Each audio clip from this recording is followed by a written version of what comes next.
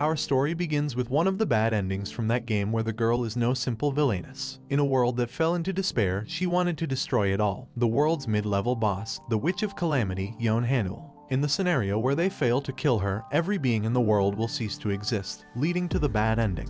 On a sunny, ordinary spring day, a new semester was beginning in a 5th grade elementary class. The teacher announced the arrival of a new student. That mundane, everyday life crumbled all too soon. Our protagonist noticed that their new classmate had an insanely faint blue color, a round rabbit tail, and long rabbit ears held high on her head. The kid then introduced herself as Yon Hanul. That day, after observing his new classmate and hearing her share her hobbies, reading, listening to music, and dramas, he remembered his past life. However, there was no reason for him to dwell on nostalgia, since standing in front of him was someone with a more mature voice than before. When she expressed her hope for them to get along, he remembered the witch stating that such a rotten world is better off disappearing. This made him certain that the Witch of Calamity who brought the world to an end was in front of him, the mid-level boss, Yon Hanul.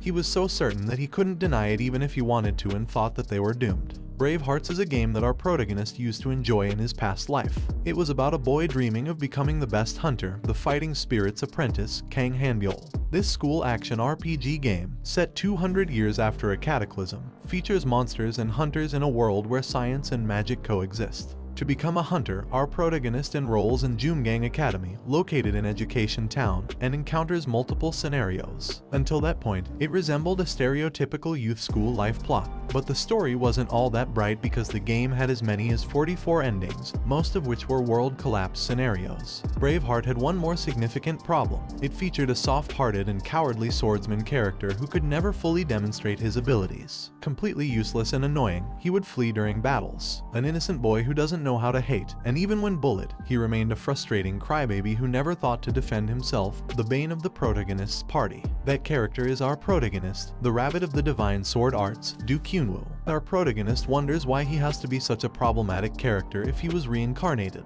As if that weren't enough, he ended up in the same class as that dangerous character. He cries under his desk, thinking that no matter how hard he tries, it is beyond his abilities. Suddenly, their teacher called him, which shocked him. Tearingly, he looks at Yon Hanul, who was standing shyly. He knows that Hanul, who became the Witch of Calamity in the game, was a character who seemed to bear the suffering of the whole world. Abandoned by her parents at birth, ridiculed and regarded as an eyesore, she received not an ounce of affection from others, leading to a lonely and weary life. All of it happened due to a mana disaster, and being born with mutated DNA, she was an Ain. He remembered hearing that an Ain's appearance and DNA do not match their parents, but he was convinced that abandoning Hanul was too cruel, helping him understand why Hanul became the Witch of Calamity. However, he knows he can't sit by and let the world's downfall happen. He thinks the easiest solution would be to eliminate Hanul before she becomes a calamity, but he doesn't want to resort to that, making him wonder if there is any other way. He then gets an idea. His teacher then tells him to choose a classmate he wants to sit next to, and do so if they agree. This directive makes him think that he must change Hanul's way of thinking. As he walks towards her, he remembers that Hanul's unfortunate circumstances and environment led her to resent the world. However, if it was now, a time when the game's story hasn't begun, his actions could potentially change the future. He knows that among the villains of the game, Yon Hanul possesses the ability to destroy the world. He greets her, and she looks at him confusedly while he is busy thinking that he will help Hanul not to be pessimistic about the world. He then asks her if he can sit next to her, thinking that if it progresses and he brings her to his side, he can reinforce his strength. She is confused and stutteringly asks if he is talking to her. He knows there are 5 years left until the start of the game's story, so before enrolling in the academy, he has decided to become friends with Yon Hanul. By guiding her to the right path, he hopes to turn her from a calamity into a blessing. He grabs the chair next to her and sits down, smilingly telling her that she will be his partner from today onwards, and that she should take care of him. He then introduces himself to her as Duke Yunwoo, and that's how Yunwoo became the childhood friend of the mid-level boss. When their classes ended, he stared at her as she picked up her bag, wondering how he could get closer to her. She asked him if he could stop looking at her, to which he apologized, embarrassed, wondering if he had stared at her for too long. As she walked away, he once again stared at her, thinking he should stop overthinking and just directly ask her to come to his house. However, he then noticed her small tail, and when she stutteringly called him, he jumped a little in shock and asked what it was. She walked closer to him and he asked what was wrong, but instead, she questioned why he was sitting next to her. He replied that it was because he wanted to be friends with her. She was stunned upon hearing his answer and shyly asked why he wanted to be friends with her. He responded that he just wanted to be friends, asking what else it could be, noticing that her ears popped up. She stutteringly expressed confusion about why he wanted to be friends with someone like her, especially since he was from a famous swordsmanship family. He silently stared at Hanul, who seemed sad. Then, remembering something, he happily shouted Mongshil to her, telling her that she was as cute as a rabbit he once had and that he really liked rabbits. She resembled one of them. She shook upon hearing this and, with a flushed face, shouted that she was not a rabbit. She then ran to the door, making him wonder if his comment had upset her, but he immediately apologized. Before she exited the door, she stopped and stutteringly told him that she would see him tomorrow. She then ran away, leaving him relieved that she wasn't angry with him. A moment later, as he walked down the street, he couldn't believe that he had entered the world of the game. He wondered why he couldn't see his status window if the world was still a game. He then checked behind him and shouted, "Status window." Suddenly, the system popped up in front of him, and he decided to take a closer look. He was then surprised to see that Du Kyunwoo's abilities were quite impressive for his young age, with physical strength at 37, muscle strength at 34, endurance at 32, agility at 43, mana at 30, and luck at 25. Convinced that his abilities were actually quite good, he wondered why Kyunwoo was constantly bullied with such capabilities, but he acknowledged that it was a fresh start, far superior to his previous life. A moment later, he arrived at his mansion and upon entering, shouted, "I'm home." The lady of the house greeted him along with the maid and asked how school was and if everything was okay. He was stunned to see the lady, but rushed to hug her. She asked worriedly what was wrong. He knew that he was not living his past life, nor should he think he was living in a game, so he decided he should fully embrace his life as Du Kyunwoo. He then told the lady it was nothing and that he just felt grateful to have her. She advised him that if something happened, he should tell her, and instructed him to wash up and that she would prepare a snack before he headed to the sword training academy. He replied okay and ran to his room, walking upstairs knowing that he needed to embrace his role as Du Kyunwoo. What he needed most right now was to master the Beast King style, a sword technique that represented a prestigious swordsmanship family like his. Like a lion reigning over all the beasts, this technique was focused at the tip of the sword and was also the technique that made Kyunwoo the greatest swordsman. He then called for Mongshil, his male rabbit. Getting closer, he took the rabbit out of its cage, noticing that Mongshil resembled Hanul. He thought to himself that he should completely master the Beast King style. A moment later, in the training room, he noticed there were few people around and realized he was early. He knew that these sword training academies operated in several cities, and people outside the family learned conventional swordsmanship, not the Beast King style, which was why so many attended the training academy. He wondered why everyone stopped what they were doing and looked in the same direction. There, he saw Du Xian, the Du family's sword deity, known as Lightning Flower, 2 years his senior and the most promising prodigy among all the current Du family children. In the game, Xian is a student at Jumgang Academy who becomes the strongest swordsman after graduation, and a strong ally of Du Kyunwoo. He pondered why Xian was there, but realized that, being a sword training academy of the Du family, it wasn't unusual for her to be present. He hung up his shirt, knowing they would soon see each other often, and decided to focus on practicing the Beast King style. He grabbed the training sword and began. Positioning himself, he swung his sword and executed the Beast King style's first form, counting each repetition until he reached 10. He paused, wondering if Xian would be impressed by his practice, enjoying the sweat and fun of the exercise, when he suddenly heard someone asking, "Who is that?" One kid derisively inquired what was wrong with him, while another teasingly asked if a rabbit was now practicing too. He then saw Wu Jundong, who was eating, questioning if it was really the rabbit, Wu Yundong asking why he was there so early, and Wu Dongdong questioning whether he could use his skills in a real fight and betting that he couldn't catch even one rabbit. He knew these 3 identical triplets were the extra characters called the Cerberus in the game, and they were the kids who bullied him, spurred on by his cousin Du Seungwoo's influence. Frustrated by their presence, he realized it was the first time he couldn't focus due to their teasing. One of the triplets pressed him on why he wasn't responding. He understood that their taunts weren't the only reason he couldn't concentrate. He was also angry at himself for allowing the bullying. He remembered everything that happened to Kyunwoo in his past life and questioned why he had never fought back against their harassment. The triplets had once hurt him, telling him that the head of the Du family must be ashamed of him, that he was a disgrace to the family, and that they felt sorry for his parents. This memory reminded him that he hated hurting people. Dongdong mockingly asked what the point of swinging his sword was. He also suggested they should become his sparring partners, with Yundong teasingly offering their help. Knowing the human body is not weak at all, Kyunwoo told them they should spar lightly as if it were a real game. A moment later, the other kids were in shock when he executed his Beast King-style technique, the charging stance, and struck Jumdong in the stomach. Jumdong was thrown back, and Dongdong, worried, called out to him, noting that his nose was bleeding. Yundong stutteringly asked what was wrong with him. Dizzy, Jumdong told his brothers that he couldn't see well. Angrily, he questioned Jumdong if he expected to be the end. He then urged them to quickly pick up his swords and stand up. Dongdong, who was checking on his brother, remarked that Kyunwoo was quite weird, while Yundong was horrified, telling his brothers that Kyunwoo had changed. He reassured them not to exaggerate and to stand up because people don't die from that much. Kyunwoo then reminded them that he, who had been hit by them in the past, could assert this. Yundong shouted, asking why he was doing this to them and if he was crazy. Yundong then reminded him that they had powerful backing and questioned if he thought he'd let this slide. Hyunwoo coolly asked if they were referring to his cousin, Do Seungwoo, and if they thought Seungwoo would protect them. The triplets were shocked when they heard this and remembered a time on the street when they shouted about becoming hunters, and Seungwoo told them that the fees for hunter education were too high and realistically speaking, it was unreasonable. Jumdong mentioned that they heard talents are sponsored, and Dongdong excitedly asked if that meant the fees would be free. Seungwoo had asked them if they wanted to get sponsored, to which they all agreed. Seungwoo then told them that he would handle it and that it was nothing difficult. However, he noted that they were in the same school as Kyunwoo, which meant they would see Kyunwoo often. Kyunwoo then told the triplets that he had just been letting himself get bullied before, and it also seemed they had forgotten that he was part of the Do family too, which meant it was easy for him to remove them from his family's sponsoring list if he chose to. He then asked them if they really thought that Seungwoo was the only one who could do it. The triplets were horrified, wondering how things had turned out this way. Suddenly, their teacher called them punks and demanded to know what they were doing and how many times he needed to tell them not to spar without permission. The teacher then told him that even if he was not a model member of the Do family, he shouldn't be fighting, but Kyunwoo simply pointed to the triplets and replied that they started it first. This left the teacher confused, but Kyunwoo asked if he was expected to just stay still and endure their bullying when he was a Do just as much as they were. The teacher then asked the triplets if they really had been picking on Kyunwoo. Initially stunned, they glanced away to think, and then all admitted that they had started it.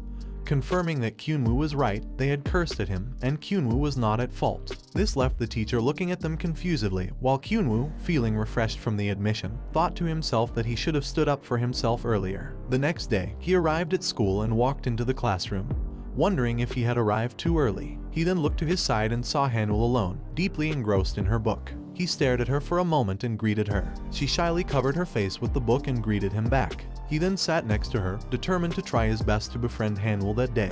He commented that she was early every day and always reading books, then asked if she really liked reading that much. She replied yes and asked him if he liked reading too. He responded that he was not really into books, but more into web novels, which confused her. When she asked why he joined the book club, he replied that it was because she had signed up. She said she understood, but then shyly asked him to repeat what he said. He playfully asked if she read web novels too. She stutteringly admitted yes, but explained that she didn't have much pocket money, so she could only read the free ones. Remembering that she lived in an orphanage, he decided to change the topic to avoid offending her, and asked what drama she liked. She replied that she enjoyed the drama Luxury House, and asked him how he knew she liked dramas. He reminded her that she had mentioned it during her introduction. Surprised that he remembered, she wondered why he was talking to her and if it was because he didn't have any friends either. She suspected that Kyunwoo was only fascinated because she was an Ain and feared that he too would eventually lose interest. Seeing her become downcast at the thought, he noticed her ears and wondered if she would mind if he asked to touch them. He then realized she really resembled Mongshul and got an idea. He asked her if she wanted to see a video of Mongshul, and when she asked if that was his rabbit, he told her he had taken a cute video of Mongshul the day before. She expressed interest in seeing it, and he showed her the video, explaining that when rabbits are in a good mood, they jump around excitedly in what is called a binky. She was amazed to see it and commented on how cute Mongshul was. He noticed her rabbit ears stand up again, so he asked her if she wanted to come to his house to see Mongshul. She immediately replied yes, but then hesitated when she realized what she had agreed to. He then raised his little finger as a promise and suggested they play at his house after school. His face turned red as tomatoes, and she thought she should refuse because she didn't want to relive past negative experiences. But after school, she was amazed and surprised when she saw his house, remarking that it was like the one in Luxury House, the drama she watched. Kyunwoo's mother then came out and asked Hanul if she was Kyunwoo's friend, welcoming her warmly. Kyunwoo greeted his mother happily, while Hanul was in shock, remembering how her old friend's parents had told them not to play with Ains and warned her not to just befriend anyone. Kyunwoo's mother told Hanul that it was the first time Kyunwoo had brought a friend over and expressed how happy she was, encouraging her to have fun. Kyunwoo then asked his mother if she could make them tteokbokki, to which his mother happily agreed. He grabbed Hanul's hand and urged her to come in quickly, despite knowing that Kyunwoo's curiosity might not last. Hanul still didn't want to let go of his hand. Inside, she was shocked to see that his house was incredibly spacious. They then ate tteokbokki together and played with Mongshil, which made her very happy. Hours later, Kyunwoo's father came home and announced cheerfully that he was back. Kyunwoo's mother mentioned that he was a bit late today, and Kyunwoo greeted his father, who acknowledged his tardiness and asked why Yi-yoon was rolling on the floor crying earlier, upset that she wanted to see her rabbit sister too. Kyunwoo explained that his friend had come over today, but Yi-yoon wasn't home, which is why she was upset. Kyunwoo then approached his father and asked if they could spar after dinner. His father was initially surprised but then excitedly said he had been wondering when he'd get to play with him, especially now that he was in 5th grade. Kyunwoo expressed his desire to see how much he had improved and also to experience actual combat. His father, taken aback, asked if he really meant actual combat, to which Kyunwoo replied yes and added that he'd like to face some real monsters. A moment later, his father asked him why he suddenly wanted to spar and told him that he didn't need to be impatient because it was not yet his time to face the real thing. His father also inquired about his motivations. Kyunwoo looked at his hand, knowing that in 5 years, he would enter the Do Family Sword Academy headquarters and inevitably face crises while solving various incidents alongside the protagonist, Kang Hanbyul. For this, he needed a good grasp of actual combat. He was sure that the other kids in the Do family had already gained their combat experience, and he was far behind them, so he knew he needed to catch up now. When he didn't answer, his father looked at him and asked if it was because of the incident at the Sword Training Academy just now. His father then seriously told him that he heard about the fight at the academy, and that the kid he fought was seriously injured. However, he reassured Kyunwoo that he had done nothing wrong. Shocked upon hearing this, Kyunwoo saw that his father seemed more interested in the truth than in scolding him, but he knew that he would never fight without reason. He then replied that he had been taught from a young age that the sword from the divine swordsmanship of the Do family was meant to protect and save people, and he had taken that lesson to heart. He believed that he wouldn't have this notion if he hadn't reflected on his past life and the lessons from it, and thinking about the future had changed his mindset.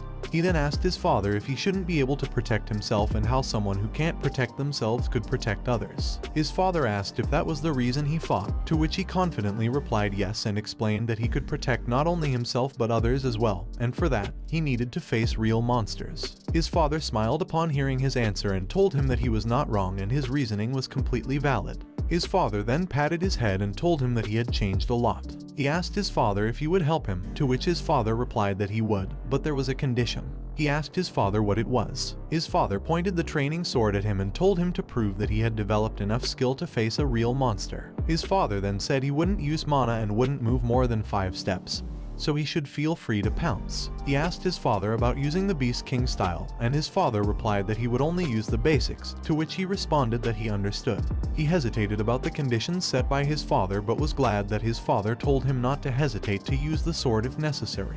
His father then teasingly told him to attack, and he decided to do exactly as his father instructed. He exhaled to calm himself and positioned his training sword. He then swung his sword at his father, who easily blocked it without moving, causing him to be thrown off balance a little, but he managed to land perfectly. He then bent his knees, jumped high, and launched another attack on his father, but his father blocked it again. His father then pushed him slightly away and told him that it wasn't going to work, but he immediately launched his sword without going down and swung at his father, who jumped away to dodge it. When he saw his father just land, he knew it was the right time, so he immediately launched an attack again, but his father blocked it. As his father began to speak, telling him that he was going to use it, he struck his father on the side without letting his father finish his words. His father looked at his side, seeing that he had managed to hit him. His father then jumped away, holding his side in pain, and called him a brat, telling him that he had allowed the hit, but that it was really hard. Exhausted, he asked his father if he could acknowledge his ability, but his father just told him that he had really grown up and didn't even hesitate to hit his own father. He laughed and asked if he passed, to which his father shouted affirmatively, of course, calling him a rude brat. The next morning, his father told his mother that they would be leaving and would probably return home before dinner. His mother worriedly asked if he was sure about sending Kyunwoo there, questioning if Kyunwoo was too young, and if it wasn't too early for him, while Yi-yoon shouted that she wanted to go too. He and his father were both stunned upon hearing his mother and sister. His father then told his mother that he thought it would be fine, to which he agreed. His mother then told him to be careful and not to overdo it, to which he replied affirmatively, telling his mother not to worry because he would be back later. They entered the car, and his father asked him if he was ready, suggesting they head to the clan academy, to which he replied affirmatively. His father then started driving. He remembered that, according to the game settings, the world had become dramatically unstable since the time of the Calamity change, heavily influencing the world. This instability began as monsters started pouring out from the distorted dimension, leading to a dungeon being transformed on the other side. In that process, when the distorted dimensions of different worlds meet, a gate is created. He knew that if this phenomenon wasn't resolved in time, the world inside the gate would explode and scatter into reality. An outbreak is a phenomenon where the world in the gate explodes and scatters out. It differs from dungeons, and if they fail to conquer it within the time limit, it will significantly impact the ending. He knew that to reach the desired ending, they also needed to pay attention to the gate erosion rate, which was necessary for character growth as well. His thoughts were interrupted when his father told him that they should grab the key first after arriving. He asked his father where the gate key was, and his father replied that it was kept in the warehouse. He knew that once they cleared a gate, they obtained a gate key with which they could clear it again, a feature created by the game developers for players who wanted to re-clear the gate. He pondered whether this setting was still in function after his reincarnation. A moment later, his father stopped the car and told him that they had arrived. They got out, and his father introduced him to his workplace, the Regulus clan. The Regulus clan was established during the catastrophe by the first head of the Dew family. It now has several branches across the country. Access to the dungeon gates and monster habitats, managed by the government, normally requires a hunter's certificate.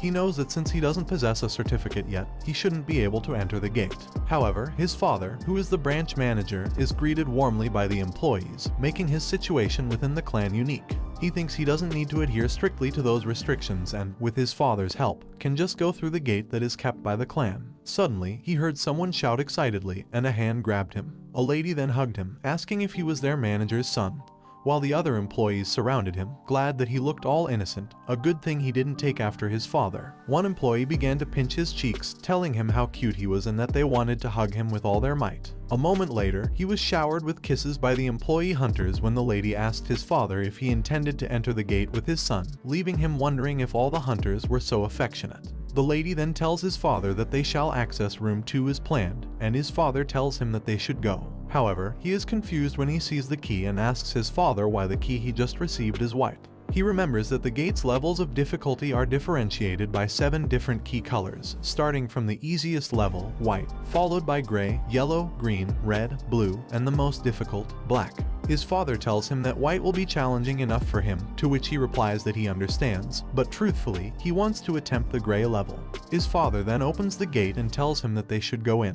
He then saw another gate inside, and his father explained that it was an artificial gate, and that if he inserted the key obtained by clearing a dungeon there, the gate would open. He was amazed to see it and remembered that they could upkeep a large clan thanks to the maintenance costs, realizing how powerful his family was. His father then called him over seriously to tell him that they were going to enter the gate now and asked if he was sure he was ready. His father advised him to think it through again because once they were in there, they could not leave until they had cleared the dungeon. He silently looked at his father for a moment and confidently replied that he had given it enough thought already. His father smiled worriedly at him, but before inserting the key, he asked his father if he would intervene if he was unable to clear it.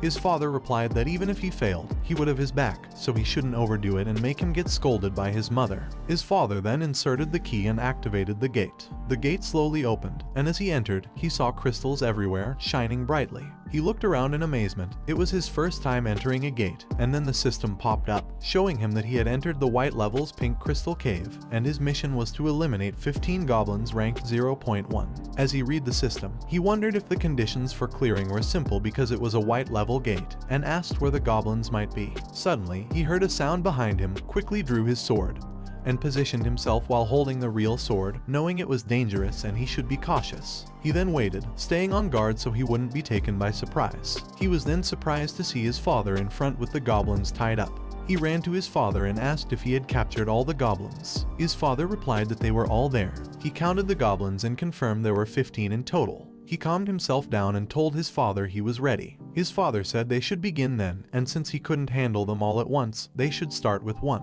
His father walked towards the smallest goblin, telling him it might be the weakest of the group but he shouldn't be careless and must stay alert. But before his father could finish his sentence, the goblin freed itself in anger, surprising his father a little. The goblin then rushed at him while he asked his father if he was referring to the fact that they are fierce, to which his father agreed and reminded him not to forget it. He knew that he possessed knowledge from games, but as a member of the divine swordsmanship family, he also held knowledge about monsters, and he thought these creatures must have understood that their only chance to survive was to fight him. The goblin then grabbed a sharp crystal, making him realize it was desperate enough to use a crystal as a weapon, and he knew he had to be cautious because a small mistake could be disastrous. He then bent down, thinking that since it was an actual fight, he should put in his everything. He then activated his Beast King style basic technique, 5th form piercing stance, and thrust his sword at the goblin's head. He pierced his sword into its head, and the goblin kneeled on the ground. The goblin then lay on the ground dead, causing his father to sigh in relief. He tightly grasped his sword and proudly declared that one was down for now. As a party member of the main character, Kang Hanbiul, Duke Kyunwoo has one restriction. There is a feature called Gift in the game, and among the passive skills that define the character, Duke Kyunwoo's gift is Evasion Instinct. At first glance, it seems like a useful ability. His father then released 2 goblins, and as they faced him, he contemplated that evasion instinct is literally the ability to move one's body instinctively to avoid attacks when sensing a life-threatening crisis. While it appeared to be a useful ability for Duke Kyunwoo, who wields a sword, his fearful and fragile character often leads him to disobey commands, causing the gift to be rejected. Due to this gift, players generally did not include Duke Kyunwoo in their party unless it was unavoidable. The evasion instinct also caused Kyunwoo to defy player commands, leading to frustration. However, there is an event in the story that triggers Kyunwoo's awakening. Later in the narrative, Kyunwoo gains control over his gift after the awakening.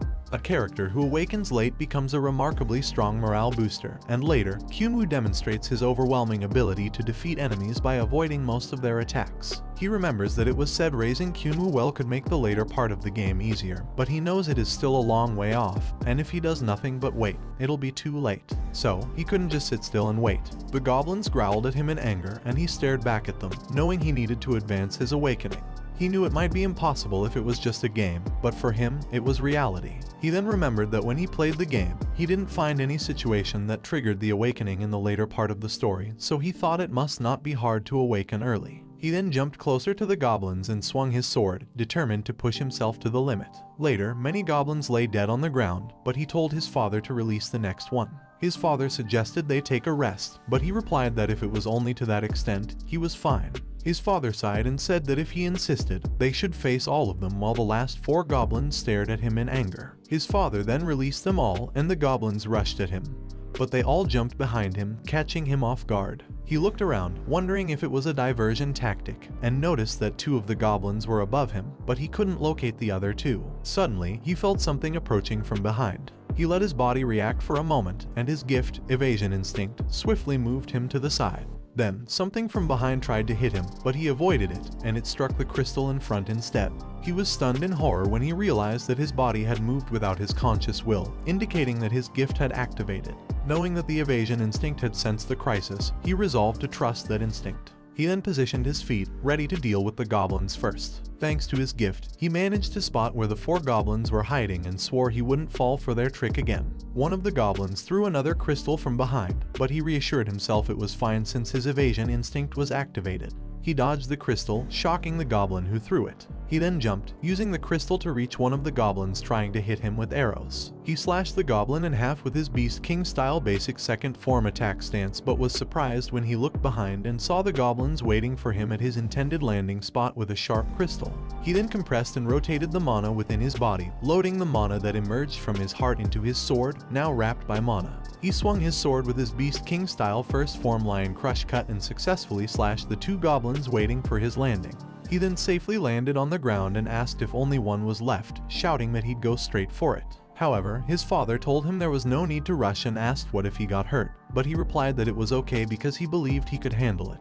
His father warned him to be careful since it was the last one and he should be more cautious. He agreed and headed toward the last goblin.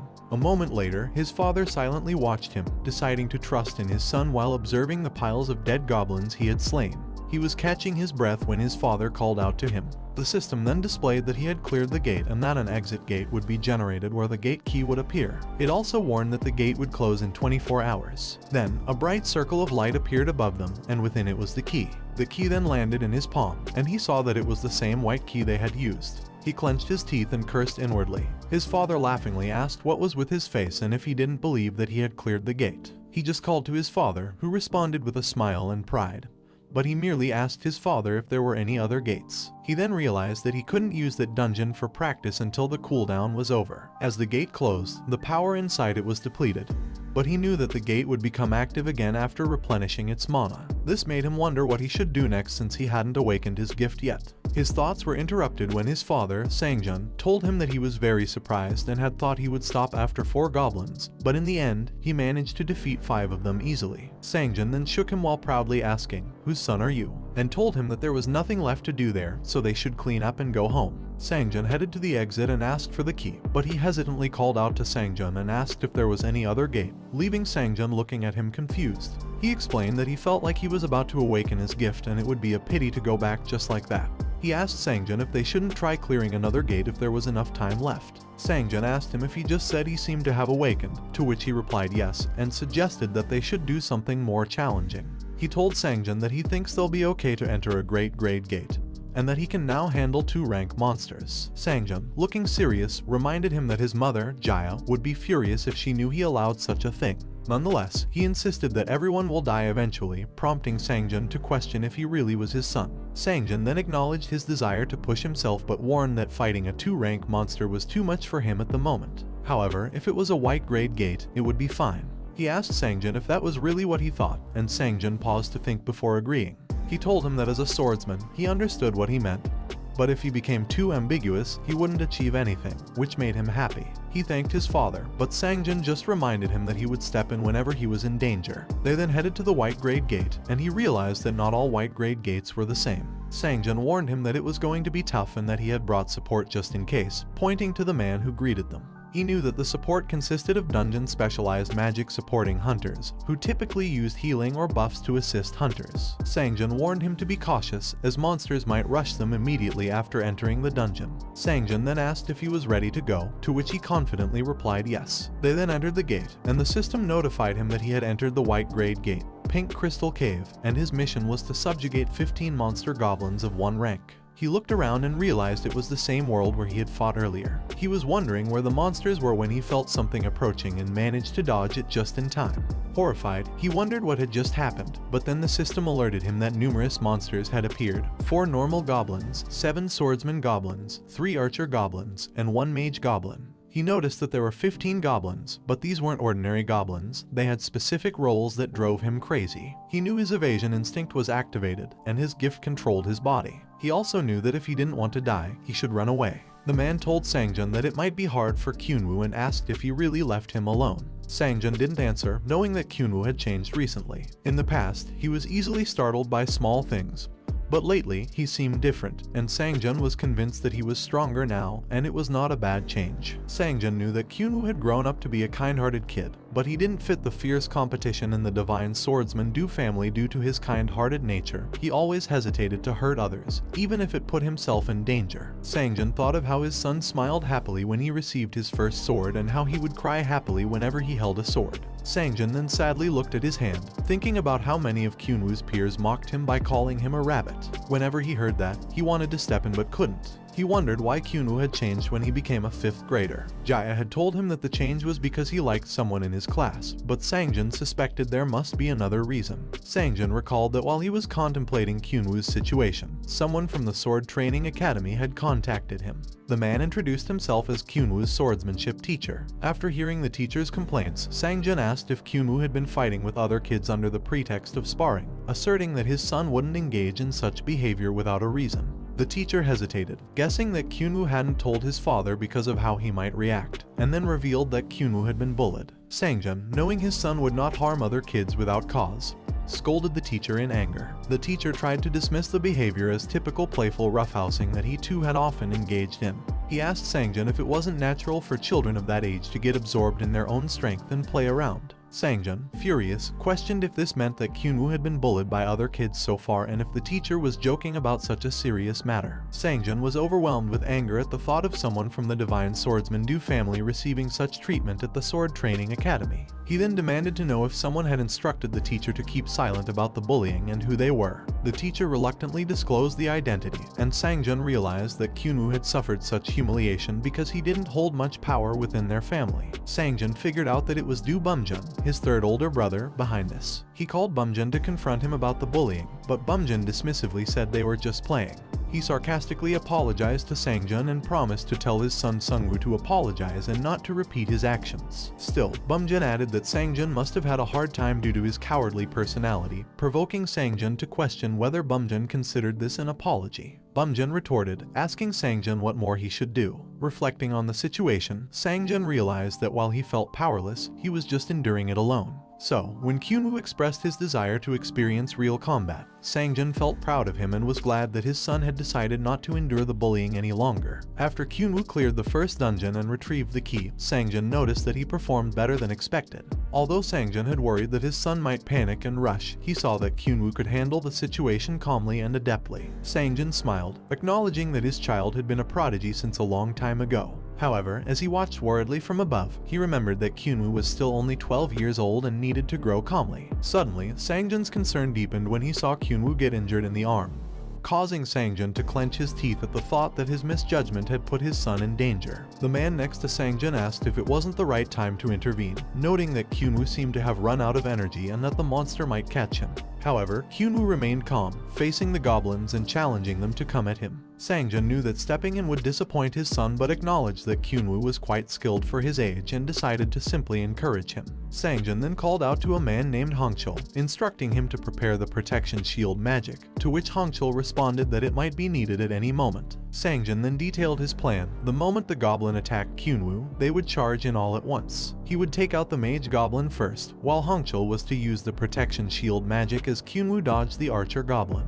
However, Sangjun was stunned to see Kyunwoo's rigid movements, indicative of fear, yet he wondered if his perception was clouded by his own apprehension. As he positioned himself, Sangjun was shocked to witness Kyunwoo slashing the goblins in front of him with his Beast King-style fourth form Lion Needle recursion attack. Before this, Kyunwoo was running away, aware of the danger because the goblins coordinated so well that there was no opening for an attack. However, he knew he couldn't keep fleeing, or he would remain the same fearful Kyunwoo. Positioning himself with his sword, he thought the Beast King-style first form should work, but was annoyed by Kyunwoo's instinctive gift of evasion. His body avoided the goblin attack involuntarily, and the persistent voice in his head kept interfering, warning him of death if he stayed. It told him that if he died there, all his efforts would have been wasted, and that fleeing was his only respite. He noticed this voice restricted his actions and made his body move against his will. When the voice urged him to flee, he tried to command his gift to stop running and to listen to him. He wondered if this was how the real Kyunwoo felt before his awakening, noticing his body torn between will and instinct, feeling as if it would rip into two pieces. As one of the sword-wielding goblins lunged at him, the voice screamed at him to dodge, but instead, he swung his sword forward, shouting back at the voice that he must not avoid it. After killing the goblin, he realized he could resist the evasion instinct and that there might be enough distance between them now, unaware of the archer goblin behind him. When the goblin released an arrow, it struck him in the shoulder, leaving him bewildered by the sudden attack. Goblins then appeared in front of him, walking closer and causing him to tremble with fear. He walked backward, not realizing the danger. Back against the crystal behind him, he knew a mistake now could be fatal. Peeking back and seeing a dead end, he shouted in fear. Tearfully, he looked at the goblin in front of him, realizing he might truly die and needed to escape, yet wondering where to run when all paths were blocked. Was this the price of defying his gift? He thought he would die at this rate, and the voice repeatedly told him he didn't want to die. Clutching his sword tightly, he lamented that if he had known it would turn out this way, he would have preferred to remain unaware of his past life. He pondered the difference between his struggles then and now. Knowing he had been blessed with a good life as a divine swordsman of the Du family and a comrade of Kang Hangul, he wondered why he had to be reborn as Du Kyunwoo. He then saw himself reflected in the crystal, crying like a child. This made him wonder if the person in the reflection, shoulders hunched, trembling with fear and shedding tears, was truly him. He felt anger upon seeing his reflection and realized that he absolutely must not recall his past life for no reason. If he hadn't, he'd probably be living aimlessly, with a face showing such despair. He told himself that he didn't want to live like that and had been pushing himself to the limit to overcome his weaknesses and become strong. He then clenched his teeth, wondering how he could forget his conviction and shrivel up like a coward. He resolved not to die in such a way, nor did he want to run away, so he told the voice in his head that they should overcome that fear and move on. The voice in his head urged him to run away, but he planted his foot firmly on the ground, ignoring the voice that told him not to proceed. He then released a blue thunderbolt, telling the voice that he must fight for his life. A notification then appeared, showing him that he had acquired the skill Instinct Control Level 1, which allowed him to control his instincts at will. He began to slash at the head of the goblin in front of him, causing the other goblins to look at him in confusion. He then charged towards them, slashing as he went, and noticed that unlike before, his body could move freely, feeling as if electricity was surging within him. When the archer goblin was about to shoot him again, he rushed toward it, slashing while dodging the arrow. He felt unstoppable. Sangjun, who was watching, wondered what he had just seen. He was sure Kyunwoo had been full of fear just a minute ago, but now Kyunwoo had regained his composure. Hongchul asked Sangjun what had just happened, and Sangjun replied that it was his son's doing. However, Hongchul clarified that he wasn't asking about that. He was curious how Kyunwoo fought so well when the protective shield they had prepared to use against the mage goblin wasn't even required. Hongchul then asked Sangjun if all members of the Du family were like Kyunwoo, but Sangjun could only reply that he wasn't sure either. Sangjun noticed that Kyunwoo could predict where the attacks would come from and even managed to avoid them, making Sangjun guess that he had managed to overcome the crisis, and wondered if Kyunwoo had now awakened. In disbelief, Sangjun asked aloud if it was Kyunwoo's gift. Sangjun then thought that to reach an awakening, Kyunwoo must have pushed beyond his limits while being determined to change, and that his determination was truly extraordinary. However, his thoughts were interrupted when Hongchul called out to him. Sangjun turned to see Hongchul and was shocked to see Kyunwoo use his Beast King style first form Lion Crush Cut to kill a goblin. Sangjun asked if the thunder emanating from Kyunwoo was the blue thunder and was stunned when he saw it. In amazement, Hongchul told Sangjun that the divine swordsmanship of the Du family was really impressive and asked if it indeed was the famous blue thunder. However, Sangjun didn't answer, still in disbelief at what he had witnessed, and wondered if it was even possible for a kid to master the blue thunder technique and how one could become that strong in such a short amount of time. Staring at Kyunwoo, Sangjun thought it was impossible. He then asked if Kyunwoo really had awakened when Hongchul noticed a system notification announcing that they had cleared the gate. Hongchul told Sangjun it was a clearance notification, and Sangjun just sighed, still unable to believe what was happening. Exhausted, Kyunwoo lay on the ground and said he was tired to death. Suddenly, the system popped up in front of him, showing that he had pushed his body to the limit, so his physical strength, muscle strength, and agility stats had all risen by 1. However, Kyunwoo thought his stats should have increased during the fight with the goblins, not now. He knew that Brave Hearts was a game where physical strength stats don't increase with leveling up and that the only way to do it would be through training or sparring in the academy, which was a tricky part of the game. Yet, he thought it had been easy, considering that Brave Hearts aims for replayability, where existing data could be transferred to the next playthrough. He realized it was impossible now that it was not a game. Kyunwoo thought about what he should do next, gain tons of experience and become stronger. Sangjun then sweetly called to him and approached, asking if he was alive, unaware that one of the dead goblins was releasing something shiny from its body. He responded to Sangjun, admitting that he thought he overdid it because he couldn't move at all. Sangjun told him that it was expected after moving like that, expressing his shock at Kyunwoo triggering the blue thunder and speculating that Kyunwoo might be the youngest ever to do so. Surprised to hear this, Kyunwoo asked Sangjun if he had really performed the blue thunder. The blue thunder is a phenomenon that occurs when using the signature sword technique of divine swordsmanship, the Beast King style, where the friction between the man and the atmosphere creates a blue current. Proper posture and speed, the extent of power applied to the sword, and correct activation of the mana circuit are all necessary. It's a phenomenon that only appears when various elements are perfectly harmonized. Kyunwoo then remembered feeling something burst out from him and realized it was the blue thunder. He told Sangjun that he wasn't sure if he could do it again and couldn't really remember. Sangjun reassured him not to worry because having experienced it once, his body would remember, and with continuous training, he would be able to do it again. Sangjun then praised him for doing a great job, but Kyunwoo just stared at Sangjun and asked where Hongchul was. Sangjun replied that Hongchul was working. Shortly after, Hongchul arrived, happily holding something.